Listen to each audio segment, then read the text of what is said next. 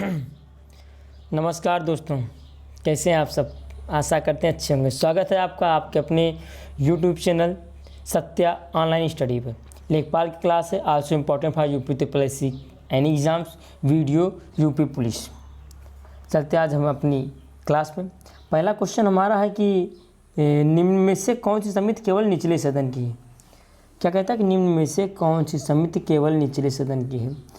निचला सदन मतलब लोकसभा की बात कर रहा है, ठीक है। आश्वासन समिति, प्रत्यायोजित विधान संबंधी समिति, लोक उपक्रम समिति और प्राक्कलन समिति। तो मैं यहाँ पर बता दूँ, इसका आंसर हो जाएगा ऑप्शन नंबर डी, प्राक्कलन समिति। कुछ बातें बताऊँगा, ध्यान से सुनिएगा। पहली बार इसकी सिफारिश किसने की थी?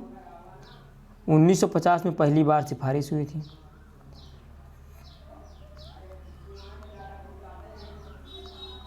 जॉन मथाई द्वारा, ठीक है। इसमें टोटल जो मेंबर होते हैं 30 होते हैं। यहाँ देखो कहा क्या है, केवल निचले सदन के, यानी कि जो सदस्य होंगे वो भी निचले ही सदन के होंगे, यानी ये सारे लोग लोकसभा से होते हैं, ठीक है। एक हिस्ट्री में बता देता हूँ, 1956 तक इसमें 25 लोग थे, ठीक। उसके बाद 5 लोग और बढ़ा के किया गया, ठीक है। अगला क्वेश्चन दूसरा,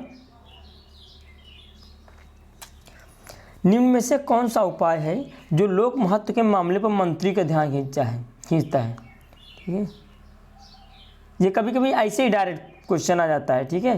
तो निम्न में से कौन सा उपाय है जो लोक महत्व के मामले, कौन सा लोक महत्व के मामले पर मंत्री का ध्यान खींचता है। आधे घंटे की बहस, ध्यानाकर्षण नोटिस, या अल्पकालीन बहस, या फिर स्थगन प्रस्ताव, कौन होगा बताना है।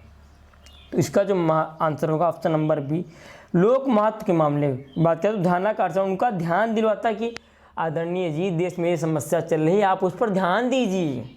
कोई भी व्यक्ति, संसद का कोई भी सदस्य ये कार्य कर सकता है, लेकिन ऐसे नहीं जब मन हुआ उठ के बोल दिया। लोकसभा अध्यक्ष जी को पहले से बताना होता है और उनसे अनुमति लेनी होती है, ठीक है। वर्तमान में लोकसभा अध्यक्ष कौन है? ओम बिरला जी, कोटा राजस्थान से हैं, ठीक है। अगला क्वेश्चन तीसरा, केंद्रीय सतर्कता आयोग की स्थापना किसकी सिफारिश पर की गई थी? किसकी? केंद्रीय सतर्कता आयोग, ठीक। सिफारिश प्रशासनिक सुधार आयोग, गोरवाला रिपोर्ट, कपलानी समिति, या फिर संथानम समिति। काफ़ी लोगों को इसका आंसर भी पता होगा, लेकिन कुछ चीज़ें मुख्य हैं। देखो इसकी बात कब चली, बात काफ़ी पहले से चल रही थी, लेकिन 1962 में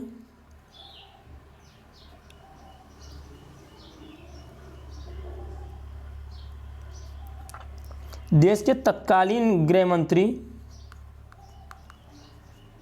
लाल बहादुर शास्त्री जी ने यह प्रस्ताव रखा और कहा कि यहाँ पे केंद्रीय सतर्कता आयोग की स्थापना की जाए, ठीक। स्थापना कब हुई? 1964 में की गई। किसकी रिपोर्ट? संथानम समिति। 1964 में स्थापना हुई थी, ठीक है, संथानम समिति की रिपोर्ट पर, ठीक है। दोस्तों आप जानते होंगे एकमात्र प्रधानमंत्री जिनकी मृत्यु देश के बाहर हुई है, उज्बेकिस्तान के ताशकंद में, आदरणीय लाल बहादुर शास्त्री। क्या था, कैसे था, आई डोंट नो, ठीक है।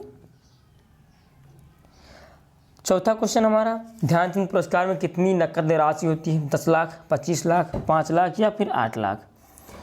दोस्तों मैं बता दूं, इस पुरस्कार की स्थापना 2002 में हुई थी। खिलाड़ियों से संबंधित है। इसका जो आंसर हो जाएगा ऑप्शन नंबर सी, 5 लाख। आज का 5वां क्वेश्चन, भारतीय अर्थव्यवस्था, काफ़ी अच्छा क्वेश्चन है, कई बार आया हुआ है कि भारतीय अर्थव्यवस्था में अमर्त्य सेन सुझावों में नहीं है। आदरणीय अमर्त्य सेन अर्थशास्त्री हैं हमारे, उन्हें लोक कल्याणकारी अर्थशास्त्र के लिए अवधारणा प्रतिपादन किया, इसीलिए 1998 में नोबेल एंड 1999 में इन्हें भारत रत्न मिला, ठीक है। लिख लीजिएगा आप लोग, ये पॉइंट आते हैं एग्जाम में, डायरेक्ट ऐसे ही आते हैं। और नोबेल पुरस्कार पाने वाले अर्थशास्त्र के लिए पहले एशियाई, भारत ही नहीं वरन पूरे एशिया में पहले ऐसे व्यक्ति जो अर्थशास्त्र के क्षेत्र में नोबेल पुरस्कार पाए हुए हैं। चलते हैं अपने क्वेश्चन पे। ऑप्शन क्या है? इसे वस्तु उन्मुख होना चाहिए, इसे जन उन्मुख होना चाहिए। यार लोक कल्याणकारी तो जन उन्मुख होगा ही, यार ये तो सही है। सबसे अधिक निर्धन व्यक्ति की आर्थिक सुरक्षा होनी चाहिए, हाँ ये भी सही है यार, इनके उसमें था। विश्व अर्थव्यवस्था में इनके एकीकरण के साथ राष्ट्रीय बचाव भी होना चाहिए, भैया ये भी सही। तो सही कौन नहीं है ये कहा गया है, ऑप्शन नंबर ए बिल्कुल सही आंसर हो जाएगा। यही यहाँ पे गलत है और यही यहाँ पे इसका आंसर हो जाएगा। ठीक, वस्तु उन्मुख होना चाहिए, ऐसा नहीं जन उन्मुख होने की बात की थी। ठीक है, अगला क्वेश्चन छठवां, पहला कठपुतली मुगल सम्राट कौन था? कठपुतली मतलब समझते हैं आप, किसी के अंडर में काम करना। जैसे कहना नहीं चाहिए, लेकिन जैसे मनमोहन सिंह जी प्रधानमंत्री थे, लोग कहते थे कठपुतली प्रधानमंत्री हैं। ठीक है, तो पहला कठपुतली मुगल सम्राट कौन था? ऑप्शन जहांदार शाह, बहादुर शाह, फारूक शेर या मोहम्मद शाह। मैं बता देता हूँ, इसका ऑप्शन नंबर ए बिल्कुल सही आंसर हो जाएगा, जहांदार शाह। देखना है ये किसकी मदद से बने थे। एक व्यक्ति थे जुल्फिकार खां, सामंत था, इनकी मदद से जहांदार शाह शासन बनाए, एक साथ शासन करते हैं। ठीक है, इन्हें एक आप लोगों को पता होगा एक उपनाम पूछा जाता है इनका, वह उपनाम है लंपट मूर्ख। ठीक है, याद रखना है। अगला, स्किल इंडिया अभियान किस वर्ष शुरू किया गया? 2014, 2015, 2016, 2017। ठीक है, तो इसका जो ऑप्शन से हो जाएगा 2015। कब शुरू की गई? 15 जुलाई को 2015 को शुरू की गई थी। इसका लक्ष्य क्या था कि 2022 तक 40.02 करोड़ युवाओं को कौशल प्रशिक्षण प्रदान करना है। लगभग 40 करोड़ युवाओं को कौशल प्रशिक्षण प्रदान करना है। स्किल इंडिया जो भारत सरकार का एक महत्वाकांक्षी अभियान है, काफ़ी अच्छा अभियान है। अगला क्वेश्चन, प्रसिद्ध वादक उस्ताद बिंदा खान कौन सा वाद्य बजाते थे? सारंगी, वायलिन, मृदंग या संतूर? ठीक है, तो कौन? बिंदा खान जी। ठीक है, मैं बता देता हूँ इसका आंसर, इसका ऑप्शन नंबर ए बिल्कुल सही आंसर हो जाएगा। इसे जो प्राचीन इसका नाम है सारिंदा, अगर मिल जाए कि प्राचीन में क्या बोलते थे इसे, तो इसे सारिंदा कहते थे। एक बार पीछे में क्वेश्चन आया था कि सारंगी शब्द हिंदी के किस शब्द से मिलकर बना है? किस शब्द से? तो 100 प्लस रंग, यानी 100 रंग वाला। ठीक है, अगला क्वेश्चन 9वां, नेतृत्व का कौन सा सिद्धांत संपूर्ण व वैज्ञानिक माना जाता है? नेतृत्व यानी नेतृत्व का कौन सा सिद्धांत जो संपूर्ण व वैज्ञानिक माना जाता है? स्थिति का सिद्धांत है या बहुकारक का है, व्यक्तिगत गुणों व स्थिति का सिद्धांत है या अनुवांशिक सिद्धांत है? बताना है दोस्तों, आंसर क्या हो जाएगा? इसका आंसर हो जाएगा ऑप्शन नंबर बी, बहुकारक के सिद्धांत। अब अगर ये क्वेश्चन आए कि किसने दिया था, तो एक प्रोफेसर थे, उनका नाम था थर्स्टन, हाँ थर्स्टन करके नाम था उनका, थर्स्टन। इन्होंने इसका प्रतिपादन किया था। ठीक है, 10वां क्वेश्चन, पद्म विभूषण किस नंबर का पुरस्कार है? पहले, दूसरे, तीसरे, चौथे? आपको पता होगा हमारे देश में देश का सर्वोच्च पुरस्कार जो नागरिक पुरस्कार वो भारत रत्न है। यानी पहले नंबर कौन? भारत रत्न। दूसरे नंबर कौन? ये आंसर इसका हो जाएगा। तीसरे नंबर पर कौन है? पद्म भूषण। चौथे नंबर पर पद्मश्री। ठीक है, तो चारों मैंने बता दिए हैं। अगला क्वेश्चन 11वां, भारतीय नौसेना में, सेना वो वाला रहेगा, ठीक है सही कर लेना। भारतीय नौसेना में सर्वोच्च स्थान पर कौन सा कमीशन्ड अधिकारी होता है? यानी सीधी सीधा क्वेश्चन ये कि भारतीय नौसेना का सर्वोच्च अधिकारी किस नाम से बुलाया जाता है? ठीक है, देखो जो थल सेना होता है, थल सेना का सर्वोच्च अधिकारी होता है जनरल। ठीक है, वायुसेना की बात करें तो एयर मार्शल। ठीक, कौन सा? Air marshal. और अगर इसकी बात करें नौसेना की तो एडमिरल बोलते हैं। वर्तमान में कौन है? करमबीर जी हैं, करमबीर सिंह जी। ठीक है, ओके। अगला क्वेश्चन 12वां, यूएसए के पूर्व राष्ट्रपति बिल क्लिंटन, कौन? बिल क्लिंटन यूएसए के पूर्व राष्ट्रपति हैं। ये लखनऊ के पास जबरौली गांव का इन्होंने दौरा किया था। कौन सा? जबरौली गांव लखनऊ के पास का। किस मिशन पर किया था? किस मिशन के तहत वहां आए थे? मलेरिया, डायरिया, शिक्षा या एड्स? क्वेश्चन थोड़ा चौंकाने वाला है कि एक मिशन के तहत विदेशी राष्ट्र का राष्ट्राध्यक्ष हमारे देश आया दौरा कर रहे हैं। तो मैं बता दूं कि 17 जुलाई 2014 को ये साहब आए, दौरा किया। क्लिंटन हेल्थ एक्सेस इनिशिएटिव याद करने रखने की जरूरत नहीं है, ठीक है। इन्होंने मिसल्स, डायरिया जैसी बीमारी यानी कि ऑप्शन नंबर बी के तहत दुष्परिणाम तथा बच्चों के स्वास्थ्य में सुधार से मुद्दों पर कार्य कर रहा है, इसीलिए ये आए थे। 13वां, सविनय अवज्ञा आंदोलन के पूर्व वायसराय को क्या? सविनय अवज्ञा आंदोलन के पूर्व यानी उसके पहले वायसराय को 11 सूत्रीय मांग पत्र किसने दिया? जवाहरलाल नेहरू, सुभाष चंद्र बोस जी, दादा भाई नौरोजी जी या महात्मा गांधी जी? दोस्तों इसका मैं देखो कई चीज़ें यहाँ पर क्वेश्चन बनता है। पहली बात उस समय वायसराय कौन?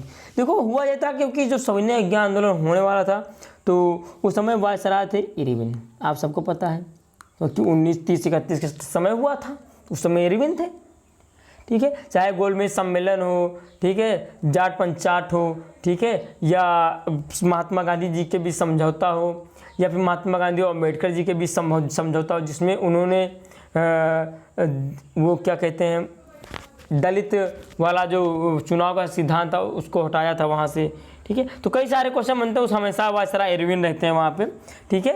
तो इरविन ने काफ़ी विरोध किया कि नहीं आप शुरू मत कीजिए। तो महात्मा गांधी जी ने क्या किया, भैया 11 ये लीजिए, ठीक मैं शुरू नहीं करूँगा, आप ये मेरी एक पत्र है, ठीक है, इसमें 11 बातें लिखी हुई हैं, इसको आप मान लीजिए, ठीक है, उसके बाद मैं ये करूँगा, ठीक है। उसमें कई चीज़ें, सिविल सेवा के वेतन में 50% कटौती, पूर्ण शराबबंदी की बात की थी, राजनीतिक कैदियों की रिहाई, रुपए का विनिमय दर 1 शिलिंग 4 पैसे के बराबर रखा जाए, लगान में 50% कटौती तथा नमक पर इजारेदारी और नमक कर को समाप्त करना आदि मांगे थी उसमें, ठीक है। इरविन ने अंततः उसको नहीं माना, ठीक है। उसके बाद 22 मार्च 1930 को साबरमती आश्रम से 78 अनुयायियों के साथ महात्मा गांधी जी ने सविनय अवज्ञा आंदोलन प्रारंभ किया, ठीक है। और बाकी जो भी बातें बत्ती जब मैं मॉडर्न हिस्ट्री कराऊंगा, अभी लॉकडाउन खत्म हो जाने दीजिए, मुझे अपनी जगह पर पहुंच जाने दीजिए, मैं ऑन बोर्ड सारी चीज़ें बता दूंगा। 14वां क्वेश्चन, दक्षिण गोलार्ध में सबसे छोटा दिन। काफ़ी अच्छा क्वेश्चन है, काफ़ी बार आता है और मैं कह सकता हूँ ये कन्फ्यूजिंग क्वेश्चन है, ठीक है, काफ़ी कन्फ्यूजिंग क्वेश्चन है। तो इसका आंसर हो जाएगा ऑप्शन नंबर बी 21 जून, ठीक है। इसे ही इस स्थिति को क्या कहते हैं, कभी ऐसे पूछ लेता है, इस स्थिति को कर्क संक्रांति कहते हैं, ठीक है। इस दिन सूर्य कर्क के सीधे ऊपर रहता है, इसी कारण ऐसा होता है, ठीक है। अगला क्वेश्चन 15वां, ये देखिए ऐसे क्वेश्चन बनने लगे हैं आजकल। सूची 1 को सूची 2 से सम्मिलित करना है, इधर देश दिए हैं, इधर राजधानी दिए हैं, हम देखेंगे, ठीक है। देखो तंजानिया की राजधानी, आप सबको राजधानियाँ याद होनी चाहिए। तंजानिया की राजधानी क्या हो जाएगी? डोडोमा, यानी कि पहले का ऑप्शन नंबर 3 बना।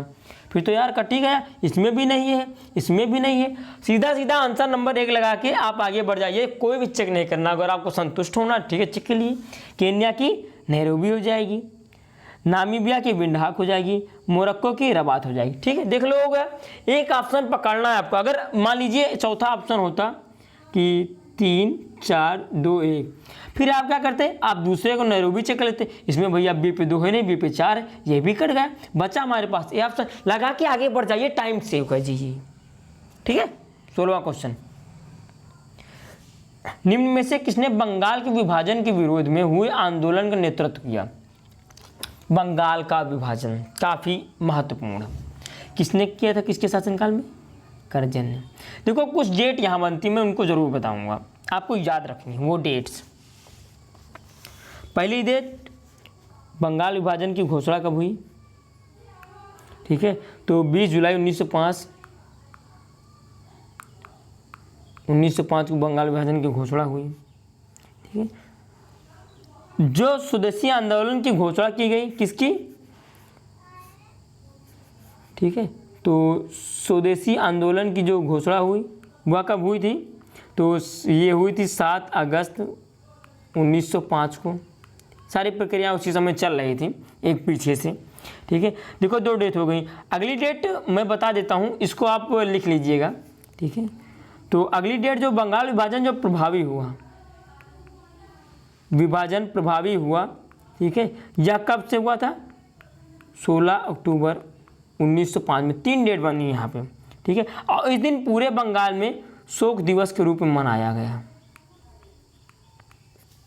ठीक है, तो किसने नेतृत्व किया था?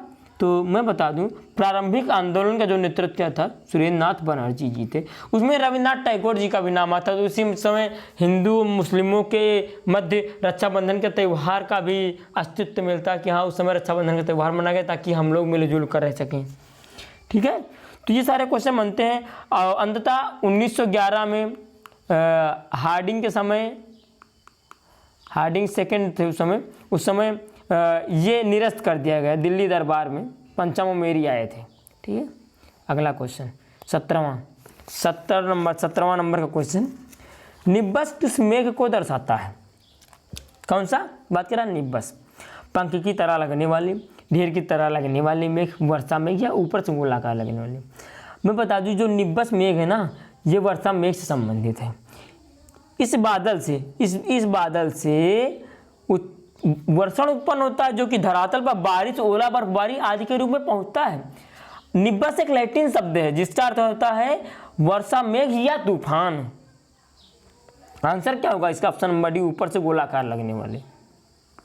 18वां क्वेश्चन, कनाडियन पैसिफिक रेलवे चलती है डुलुथ और मॉन्ट्रियल के बीच, सरकटून और क्यूबेक के मध्य, सियाटिल और विनिपेग के मध्य, वैंकूवर और हैलिफैक्स के मध्य। देखो, इसकी स्थापना में बात करूं तो 1881 में की गई थी। पहले इसे मॉन्ट्रियल और वैंकूवर के बीच चलती थी। किसके? मॉन्ट्रियल प्लस, पहले मॉन्ट्रियल और वैंकूवर के मध्य चलती थी, आप लोग लिख लेना। ठीक है, वर्तमान में अगर इसकी बात करें तो हैलिफैक्स तक किया गया है, यानी कि ऑप्शन नंबर डी बिल्कुल सही आंसर हो जाएगा। 19वां क्वेश्चन करंट से, रेलवे ने कचरे से ऊर्जा उत्पादन करने वाला पहला संयंत्र कहाँ लगाया? पणजी, मुंबई, भुवनेश्वर, कोच्चि। कचरे से ऊर्जा उत्पादन करने वाला पहला संयंत्र। इसके पूर्व दिल्ली में भी ऐसे प्रयोग हो चुके हैं। मेट्रो के लिए, कचरे से मेट्रो के लिए ऊर्जा उत्पादित की जाए, ऐसे क्वेश्चन आजकल बनने लगे हैं, आते हैं। ऑप्शन नंबर सी बिल्कुल भुवनेश्वर सही आंसर हो जाएगा।